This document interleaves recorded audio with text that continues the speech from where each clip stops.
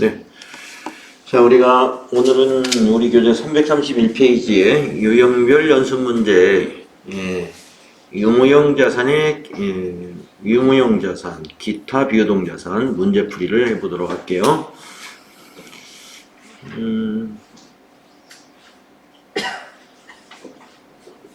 자, 1번 문제 보시면 다음 중 유형자산에 대한 설명으로 옳은 것은 이랬는데요. 유형자산에 대한 설명, 옳은 것을 찾아라.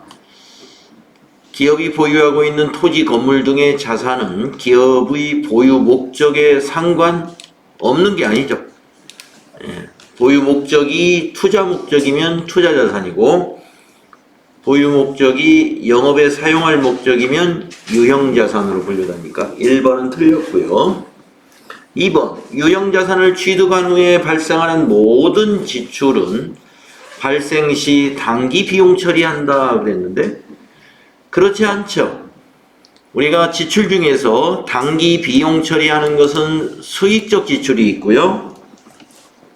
당기 비용이 아니라 자산 처리하는 저기가 있죠.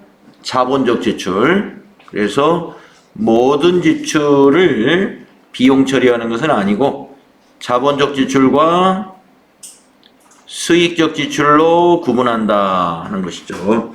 그래서 자본적 지출이라는 것은 자산으로 회계 처리해 주는 거고, 수익적 지출이라는 것은 비용으로 회계 처리하는 내용을 말하는 것입니다. 2번 틀렸죠. 자, 다음에 3번 보시면 판매와 관리활동과 관련된 유형자산의 감가상각비는 판매비와 관리비로 분류한다. 이건 맞았네요. 감가상각비가 판매비와 관리비로 분류되는 거 맞아요. 판매와 관리활동에 관련된 거니까. 그래서 옳은 것은 3번이 되겠네요. 옳은 것은 3번.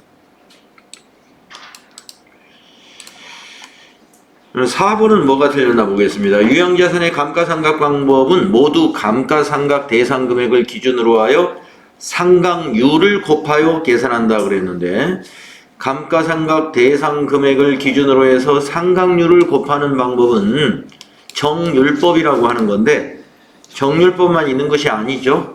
정액법도 있고 연수합계법, 생산량 비례법도 있기 때문에 4번은 틀렸다는 얘기죠. 다음에 2번 문제 보세요. 다음의 분계가 일어날 수 있는 사건으로 옳은 것은 이랬습니다. 차변의 기계장치 자산 증가, 대변의 현금 자산 감소. 네, 뭐 아시죠? 이제 이 정도는. 네, 그렇죠. 기계 10,000원을 구입하고 대금을 현금으로 지급했다. 2번이 맞는 거죠. 다음에 3번 보겠습니다. 다음 설명의 가완화의 내용으로 옳은 것은 건물을 정상적인 영업 과정에서 판매할 목적이면 재고자산이죠. 그래서 가번은 재고자산 되겠습니다. 판매할 목적인 것은 재고자산. 장기간 사용할 목적으로 취득하면 유형자산, 그렇죠? 사용할 목적인 것은 사용할 목적으로 건물을 샀다. 그러면 유형자산이요. 판매할 목적으로 건물을 샀다. 그러면 재고자산이 되겠습니다.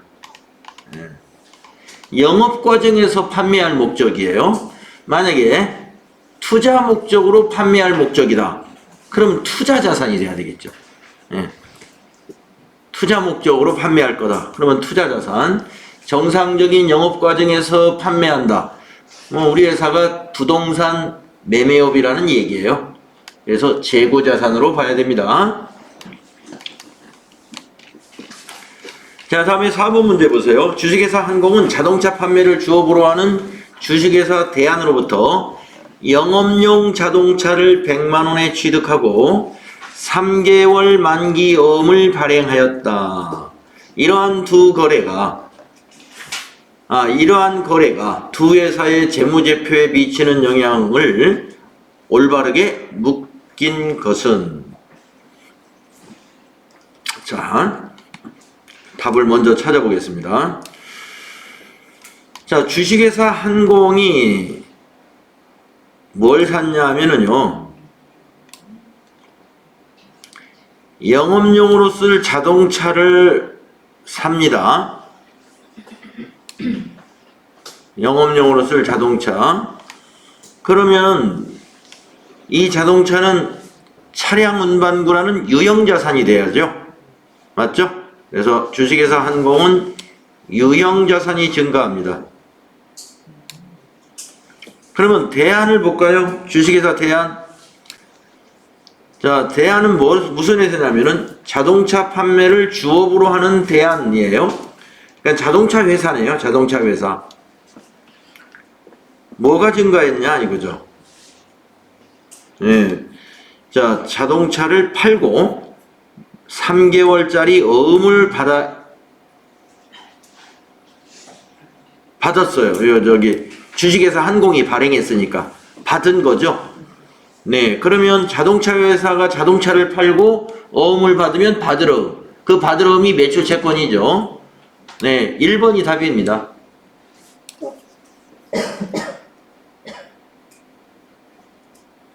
쉽게 찾아서 조금 헷갈릴 수 있나요?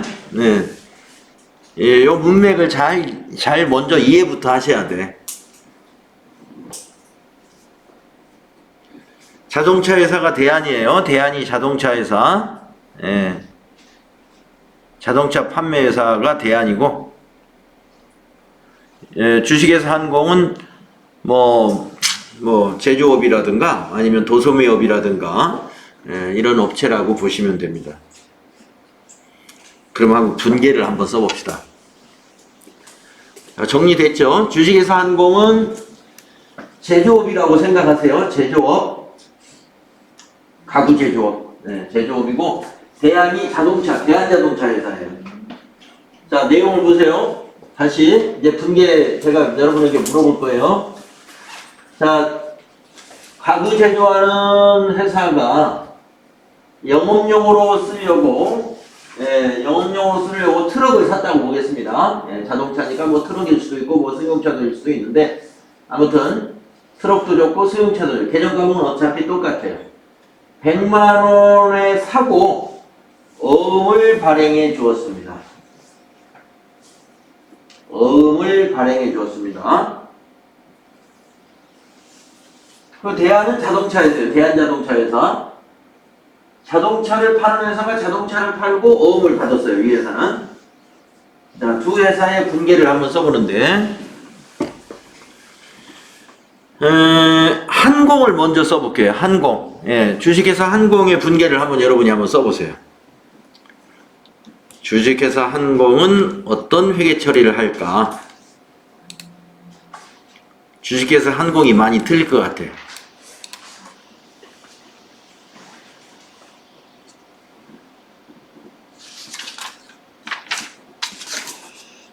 (332쪽)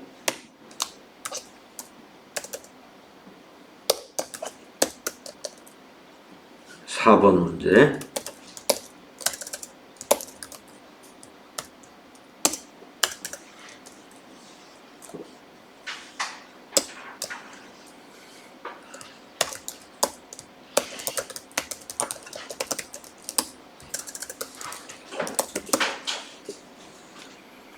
주식회사 한공의 회계처리 어떻게 될까? 한번 써보셨나요? 어렵죠?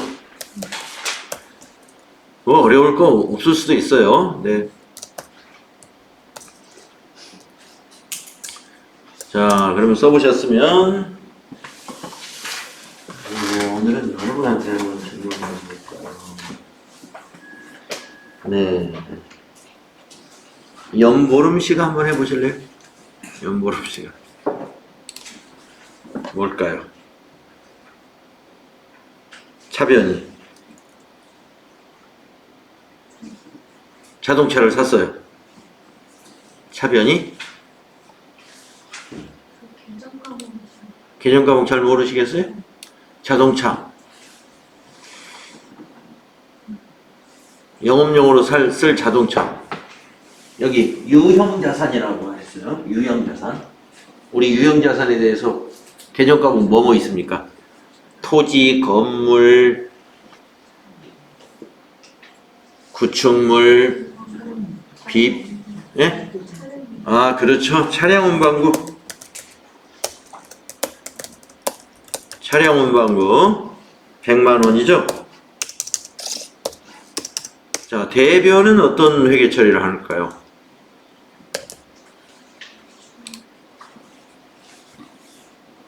차를 사고, 차를 샀다. 100만 원에. 현금으로 샀나요? 어음을 발행했네요. 그러면 개정 과목이 뭘까요?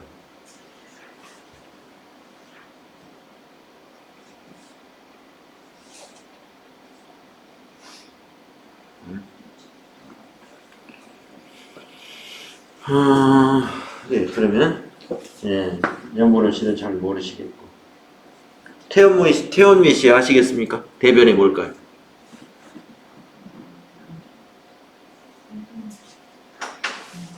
네? 태원미 씨 잘 모르시겠죠? 그래요. 조민성 씨. 당좌 예금 아니에요? 조민성 씨인가요? 당좌 예금이다. 당좌 예금에서 돈이 나가나요? 어음을 발행하면? 당좌 어음? 당좌 어음이라는 개념 과목은 없고. 예. 조민성 씨 아니고. 외상 매출금? 외상 매출금을 받았을 때 외상 매출금. 그 대변의 외상 매출금은 외상 매출금을 받았을 때 회계 처리하는 거죠. 차를 샀어요. 차를 사고 어음 발행해 줬어요. 돈이 없으니까. 네. 이수빈 씨 어디 계신가요? 이수빈 씨. 네. 뭘까요, 대변인? 차를 사고 돈이 없어서 3개월짜리 어음 발행해 줬습니다. 지급어음이라고 할까요? 어음 발행했으니까 지급어음이다. 예. 여러분 지급어음이라고 할까봐 제가 많이 틀릴 거라고 예상했던 거예요. 지급어음이라고 생각하신 분은 틀린 거예요. 미지급금, 미지급금. 네, 예, 미지급금입니다. 예, 미지급금이에요. 주식회사 대한에 대한 미지급금. 자, 우리가 왜 지급어음이 아니냐면은 어음을 발행하는 일반적으로 지급어음입니다. 그런데 그 어음을 발행한 사유가 재고자산을 매입한 것이 아니라 지급어음이 아닌 거예요. 우리 지급어음은 매입채무로 분류하거든요. 매입채무. 매입채무는 원재료라든가 상품을 매입하고 어음을 발행했을 때 매입채무로 기록하는 겁니다. 그런데 지금은 유형자산을 구입했잖아요. 유형자산. 그러니까 재고자산이 아닌 것을 구입하고 어음을 발행하면 다 미지급금이에요. 네, 미지급금. 그렇습니다. 미지급금으로 해야 맞습니다. 네, 그래서 여기 꼭 요거 분개를 한번 해봐야 돼요. 이런 문제는. 자, 그러면 대안은 좀 쉬워요. 함정이 뭐 별로 없으니까. 자, 그러면 이번에는 대한자동차. 여러분 헷갈리니까 이 회사는 대한자동차 회사라고 생각하시고, 대한자동차는 차를 팔고 어음을 받은 회사입니다. 네, 대한자동차 분계는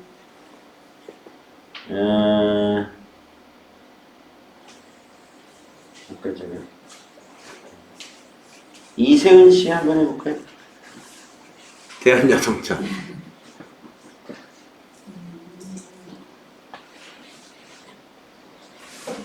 차를 팔았어요.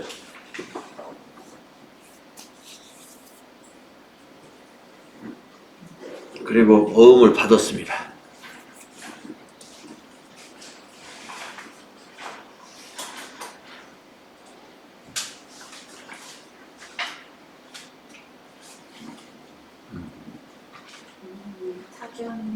차변이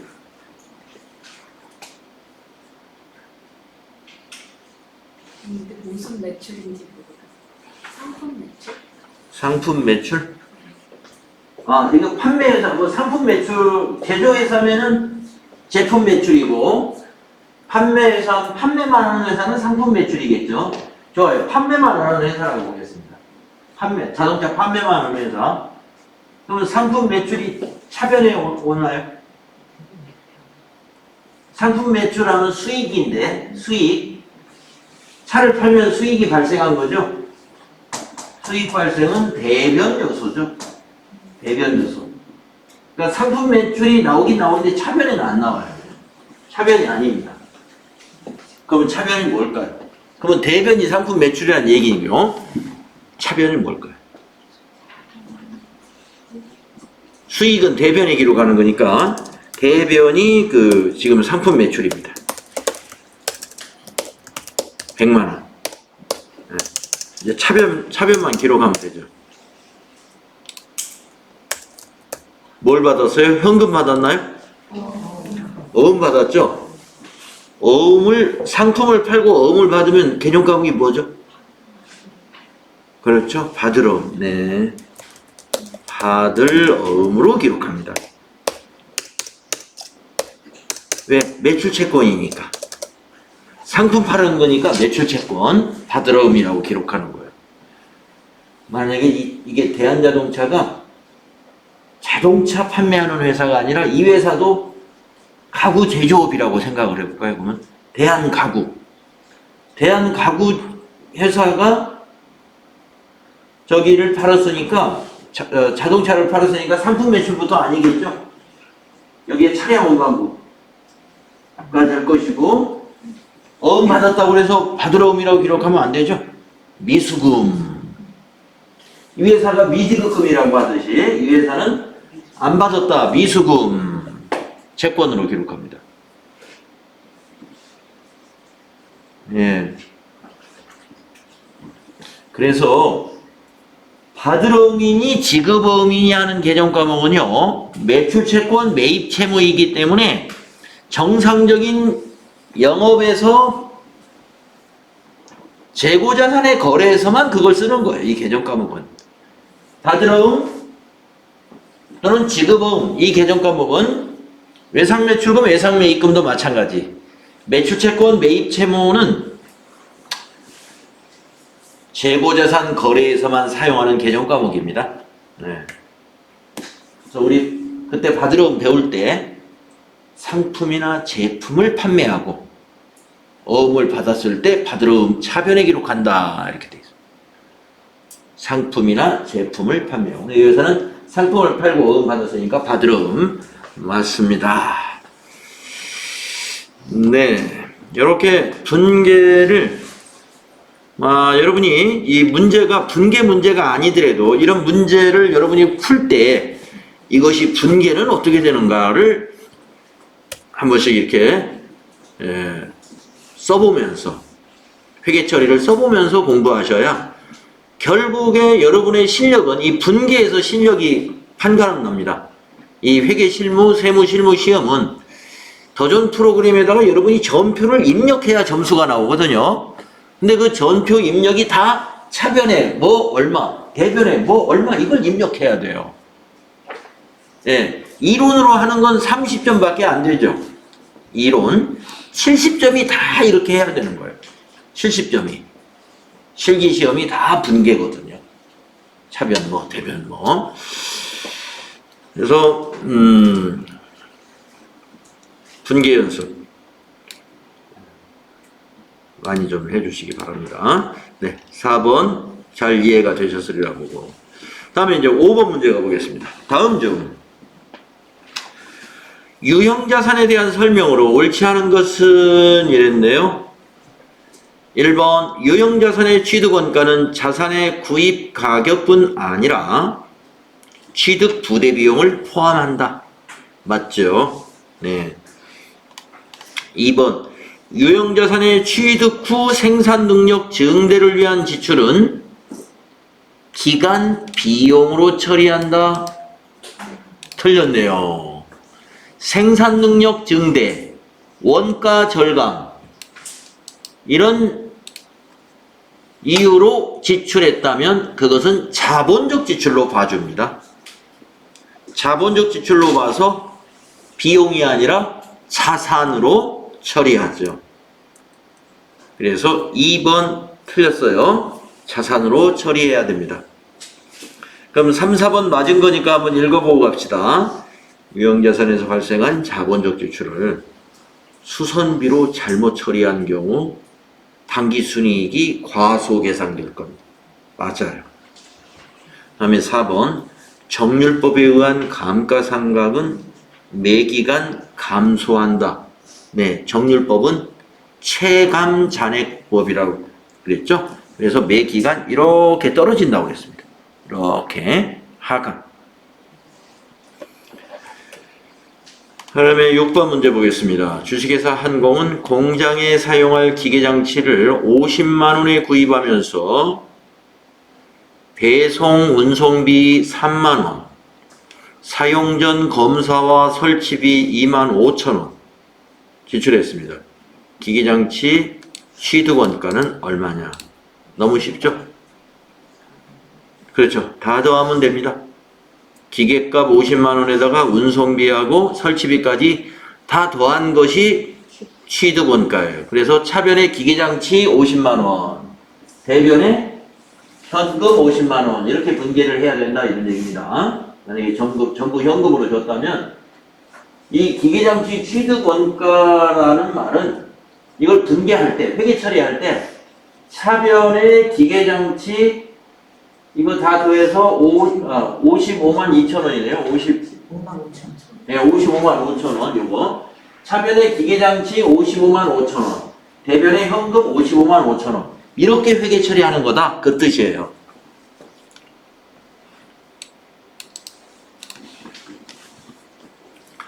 그 다음에 7번. 유형자산 취득 후의 지출은 자본적 지출과 수익적 지출로 구분할 수 있다. 그렇죠? 네. 수익적 지출을 자본적 지출로 잘못 처리한 경우 재무제표에 미치는 영향은 네, 이런 질문 꼭 한 문제는 이런 식으로 질문할 겁니다. 여러분 이제 시험에서 한 문제나 두 문제는 꼭 이걸 물어봐요. 뭘 잘못했다. 재무제표에 미치는 영향이 어떻게 되냐. 이렇게 뭘 누락했다든가 지금처럼 뭘 잘못 처리했다. 자, 지금은 뭘 잘못했냐면은 수익적 지출, 즉 비용을 자본적 지출, 자산으로 잘못 처리했다는 겁니다. 비용을 자산으로 잘못 처리했네요. 그러면 비용이 작게 잡혔을 거 아니에요. 비용이 작아지면 이익이 커지고 이익이 커지면 자본도 커진다고 그랬죠. 예. 그럼 한번 이익이 커진다. 그래서 과소니까 틀렸고 자본도 커진다. 예, 과소니까 틀렸고 부채하고는 아무 관계가 없는 얘기예요. 자산이 커진다. 예, 아까 비용을 자산으로 했으니까 당연히 자산은 커지죠. 4번이 답인 겁니다. 자, 그러니까 수익적 지출을 자본적 지출로 잘못 처리했다라고 하면은 여러분이 이걸 이렇게 비용을 자산으로 잘못 처리했다. 이렇게 딱 해석이 가능해야죠. 네. 그러면 아까 말씀드린 대로 비용을 자산으로 잘못 처리했으면 비용이 작아지는 거죠. 비용을 누락시킨 거니까. 비용이 작아지면 당기 순이익, 이익은 커집니다. 이익이 커지면 기말 자본 커지는 거 여러분 아시죠? 여러분 회계의 순환 과정에서 다 경험, 증명해 보셨잖아요.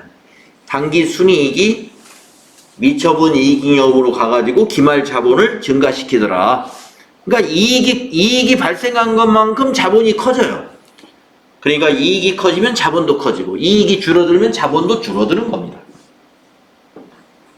그래서 비용이 작게 표시됐으면 이렇게 이익과 자본은 커지고 비용이 많이 잘못 과대하게 표시됐으면 그 거꾸로 이익과 자본은 과소 작게 표시되는 것입니다. 그리고 상대 계종이 자산이기 때문에 비용을 자산으로 잘못 처리했으니까 자산은 커지는 건 당연하고. 그래서 맞는 답이 4번이 된다. 네, 이런 문제를 만나시면 이렇게 접근해서 답을 찾으셔야 되겠습니다. 자, 그 다음에 8번째 문제. 주식회사 한공은 공장 건물에 엘리베이터를 새롭게 설치하고 3억 원을 지급했습니다. 네, 여러분 우리 어제 엘리베이터 설치는 자본적 지출이라고 했나요? 수익적 지출이라고 했나요? 예, 자본적 지출입니다. 엘리베이터는 자본적 지출이에요. 그러면 건물로 회계 처리해야 되겠죠? 3억 원을. 이 엘리베이터의 설치로 근로 효율이 높아져 생산성이 증대되었으며 3억 원의 지출과 관련된 설명으로 옳은 것은 네, 이 3억 원을 자산의 증가로 처리하면 됩니다. 자, 1번 자본적 지출로 처리하여 공장 건물의 장부 금액에 포함시킨다. 맞아요. 1번. 이게 자본적 지출을 처리하는 방법이죠. 공장 건물의 공장 건물의 장부 금액에 포함시킨다는 말은 무슨 말이냐? 차변의 건물 3억, 대변은 뭐 현금 줬다고 보고요. 예, 모르겠지만 현금 3억. 이렇게 회계 처리한다 이 뜻입니다. 1번이 맞다.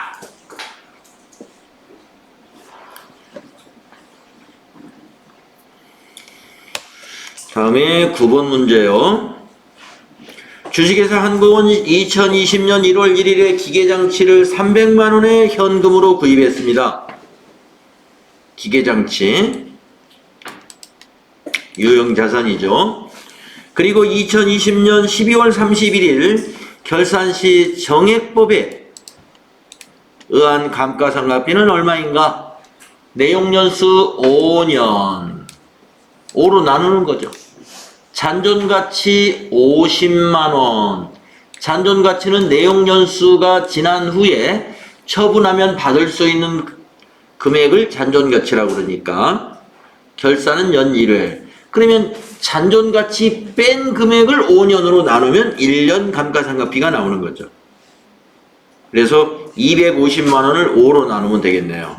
300이 취득원가니까 이걸 공식으로 쓰면 취득원가 300만원 마이너스 잔존가치 50만원 나누기 내용연수 5년 이렇게 하면 답이 나오는 거예요.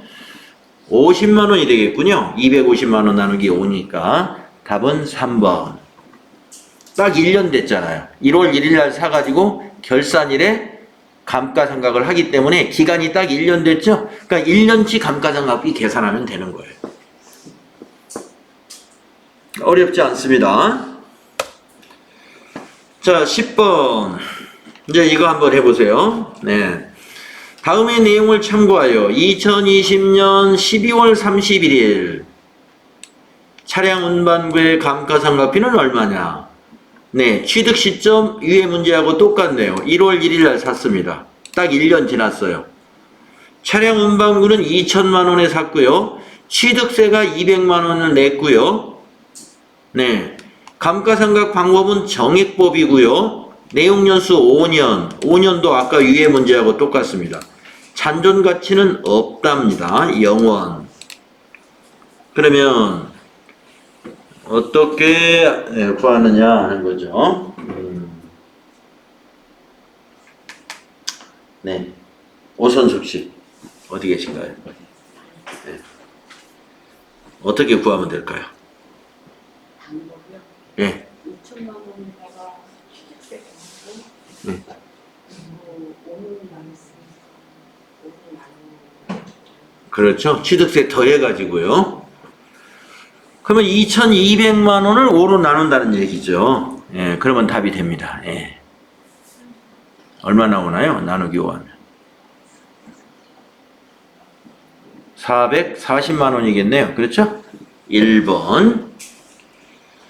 취득세까지 취득원가로 봐야 되니까요. 그 다음에 11번. 다음의 내용을 참고하여 2020년도 기계장치 감가상각비는 얼마냐? 이거 조금 어려운 거네요. 자, 2020년도에 기계장치 감가상각비가 얼마냐라고 했는데 이 기계는 2019년 1월 1일 날 샀기 때문에 지금이 올해 산 게 아닙니다. 예, 그리고 기계장치 취득금액은 1,000만 원이고 이게 정액법이 아니라 정률법이네요. 정률법은 정률만 알면 계산돼요. 내용연수는 써먹지 않죠. 내용연수는 이 정률을 구하기 위해서 내용연수를 이용하는 거고요. 실제 계산에서는 정률을 곱하는 방식으로 합니다. 이 문제는 2020년도라는 거죠. 그러면은 계산을 두 단계로 1차 계산과 2차 계산을 해봐야 돼요. 단번에 계산하기 좀 단번에도 좀 계산할 수는 있는데 설명을 위해서 2019년 또 감가상각비 먼저 계산해 보겠습니다. 네, 요거는 제가 계산해 줄 테니까 2020년도 감가상각비는 제가 이제 질문을 한번 할게요. 자, 2019년도 첫째 년도는 이렇게 해요. 1,000만 원에 샀죠? 근데 감가상각 누계액이 하나도 없어요. 첫 해니까. 거기에다가 곱하기 45% 정률을 그냥 곱하는 거죠. 그러면 1,000만 원에 45%니까 450만 원이 2019년도에 감가상각비가 되겠습니다. 자, 이제 이 문제는 2020년도 감가상각비를 질문한 문제예요. 2020년도 감가상각비는 공식으로 한번 제가 한번 얘기를 해보겠는데요.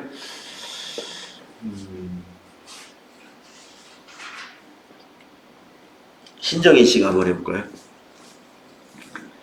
저기 2020년도 감가상각비는 공식이 일단 어떻게 되는지 한번 봅시다. 앞에 1,000만 원은 똑같아요.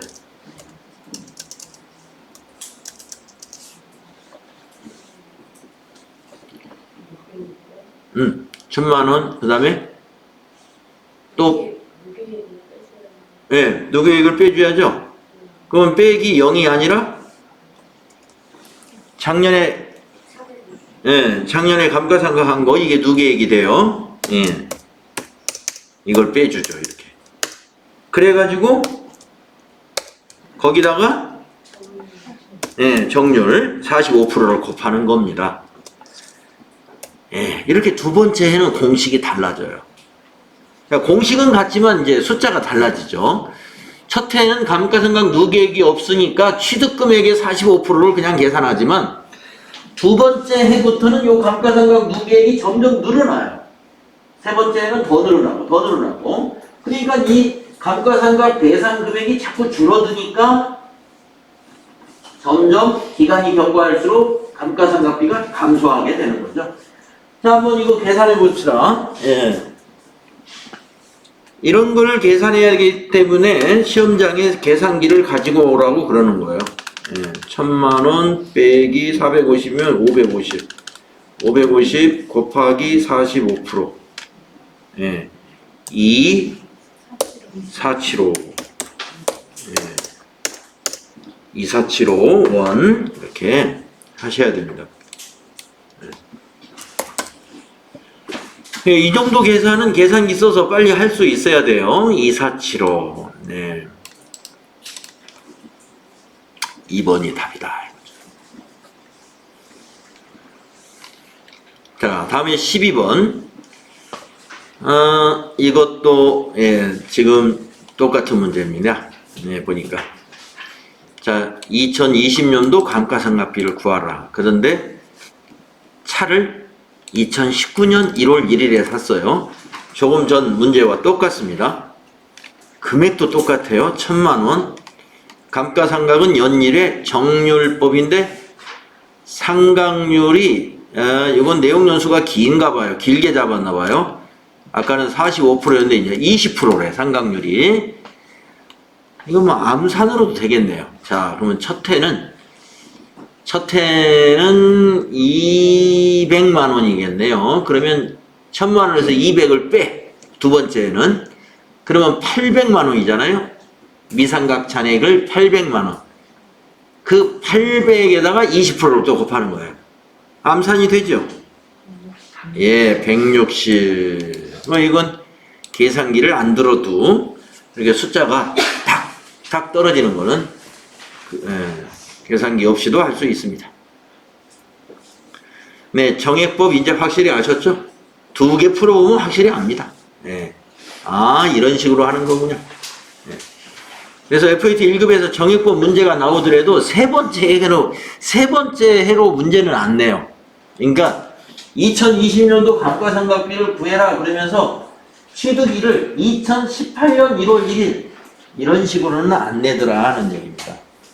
너무 기니까 2018년이면 3번 3단계로 계산을 해야 되니까 시간이 많이 쓰니까 이제 여러분들이 보통 이런 사지선다형 문제를 그 사람들이 출제할 때는 1분 안에 풀 수 있는 정도로 출제한다고 그러거든요. 1분 안에. 그러니까 계산이 너무 길어지면 1분 안에 못 풀 수가 있기 때문에 이렇게. 자, 그 다음에 13번 문제 가보겠습니다. 다음은 주식회사 한공의 유형자산 관련 자료이다. 자, 질문부터 먼저 볼게요. 12월 31일 감가상각 누계액은 얼마냐? 2020년도.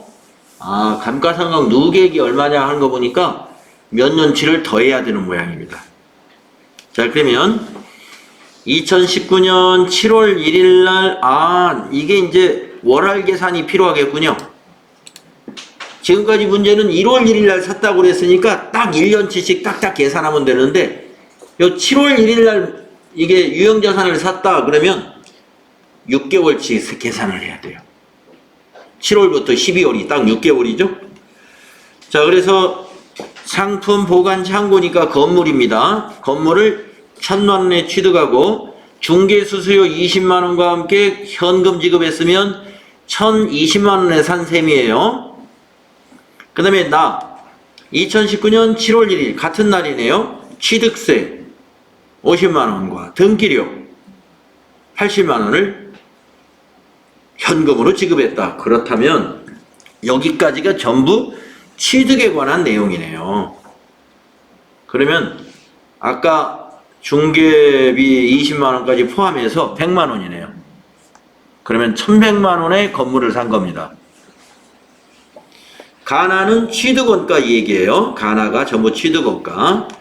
자, 그 다음에 답은 내용연수 10년 이후 잔존가치는 제로. 감가상각 방법은 정액법이며 월할 상각한다. 여기 월할하라는 말은 취득 날짜가 1월 1일이 아닐 때를 가리키는 말이에요. 예. 안분해라 이거예요. 12개월이니까 1년은 12분의 6으로 안분 계산해라 이런 얘기입니다.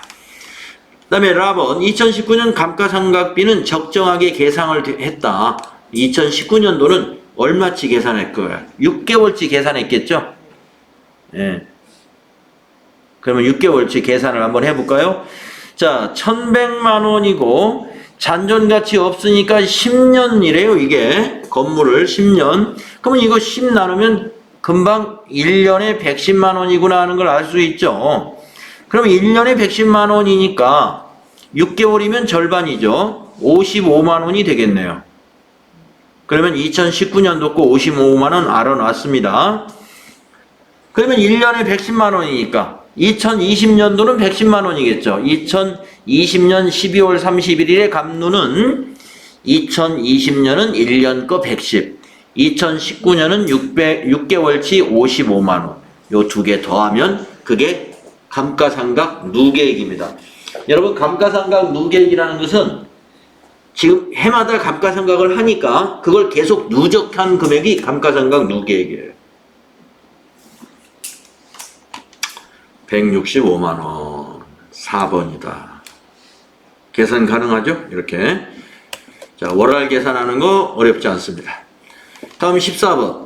다음의 내용을 참고하여 2020년 1월 1일 차량 운반구 처분 시, 처분 시 유형자산 처분 손익은 얼마입니까? 이렇게 물었습니다. 자, 그러면 유형자산 처분 손익을 계산하려면 공식이 어떻게 되느냐? 어디서 뭘 빼느냐면 처분 금액에서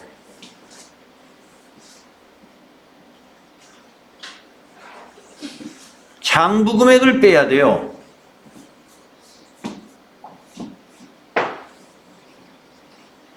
처분 금액에서 장부 금액을 빼서 플러스가 나오면 이익이요, 마이너스가 나오면 손실인 겁니다. 처분 손실. 자, 그러면 한번 처분 금액이 얼마인지 따져보겠습니다. 구입이 600이고 처분은 400. 예, 처분 금액 400만 원 밑에 딱 주어져요. 시험에서 처분 금액을 항상 알려줍니다. 얼마에 처분했다. 그런데 이 장부 금액은 딱 알려주면 너무 쉽죠. 그러니까 우리 보고 계산하라는 거예요. 그러면 장부 금액을 계산하는 방법은 뭐냐? 취득 금액에서, 즉 취득 원가에서 감가상각 누계액을 빼줘야 돼요. 감누라고 하겠습니다. 취득 원가에서 감누를 뺀 거, 감가상각 누계액을 뺀 것을 장부 금액이라고 하는 거예요. 자, 그러면 여기 취득 금액이 있습니다.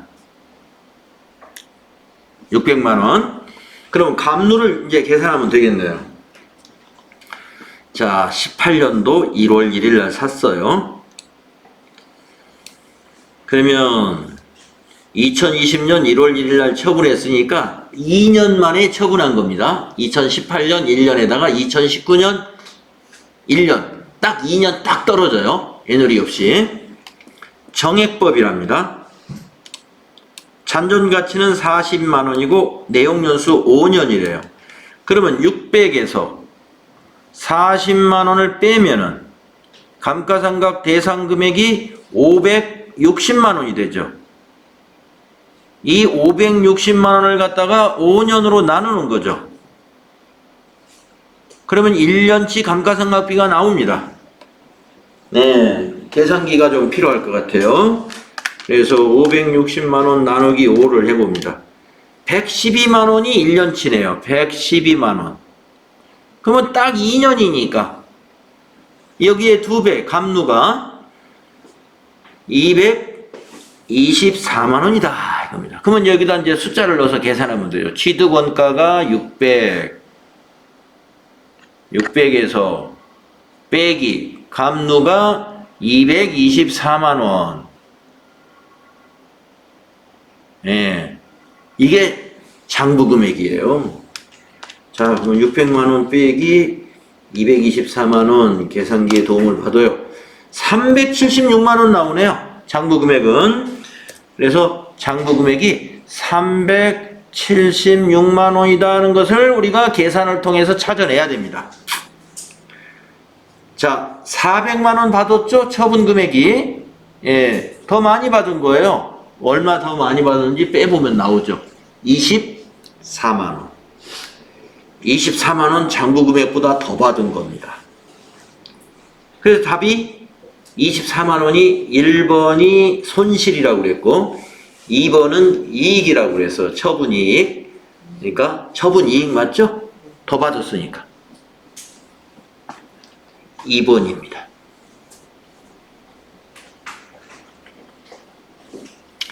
자, 그래서 유형자산 처분 손익을 구하라 하는 문제 잘 나오는 편이에요. 그러면 이 문제를 해결하려면 1차적으로 뭐를 알아야 된다? 유형자산 처분 손익을 어떻게 구하는 거냐? 처분 금액에서 잔고 금액을 뺀다. 이걸 알아야죠. 처분 금액은 되게 딱 이렇게 찍어줘요. 이게 가로 속에 넣어줘. 400만 원 금방 알아냅니다. 그런데 잔고 금액은 계산을 해야 돼요. 감가상각을 해가지고. 언제 사가지고 언제 팔았는가. 그 기간을 먼저 따져보고, 정액법이면 1년의 감가상각비가 얼마인지를 먼저 계산해서 1년에 112만 원이면 2년이면 224만 원. 그래서 잔고 금액은 취득원가도 문제에서 딱 알려줘요. 그러니까 취득원가 600에서 감가상각 누계액만 우리가 계산하면 되죠. 널 뺀 것을 이제 잔고 금액이라고 한다. 그것하고 비교시키면 돼요. 네, 이런 식으로 여러분 문제 많이 나오니까요. 이걸로 연습 많이 해주세요. 그리고 다음 시간에 제가 이 14번을 한번 분계를 한번 해보겠습니다. 분계. 무슨 분계냐? 처분시 분계. 요거 다 적어 놓으세요. 여기 이제 감루 여기 미리 계산해 놨으니까 처분시 분계할 수 있어요. 처분시 감가상각 누계액이 지금 224만 원이에요. 요거 여러분 잘 메모해 놓으시고, 그 다음에 취득금액은 600이에요. 600. 600이고, 처분금액 400이고요. 돈은 현금으로 받았다고 보겠습니다. 현금 받았어요. 처분대금은 현금으로 받았어요. 그것을 분계로, 부가가치세가 원래 있지만 없는 걸로, 이 문제에서는 부가가치세는 없는 걸로 하고, 현재 우리가 계산하는 숫자만을 가지고 처분에 관한 회계 처리, 다음 시간에 같이 한번 해보겠습니다. 자, 10분간 쉬시고 여러분도 한번 일단 이거 처분시 회계 처리를 해보세요. 요 숫자 가지고.